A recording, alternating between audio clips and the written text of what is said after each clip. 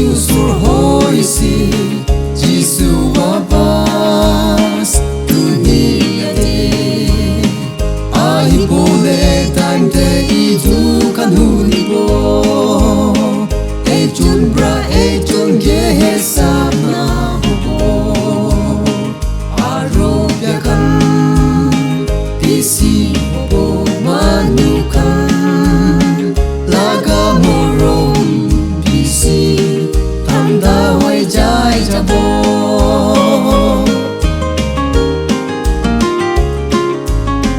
pisi misa misi profit kan ulabo pisi manu gitu kabo ami kustasi ini ka koi aibo tadi usia gurine tu ami kan gitu kabo na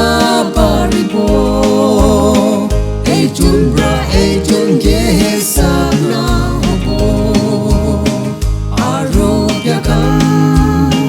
pisi hobo manukan laga morom pisi tanda hoi jai jabo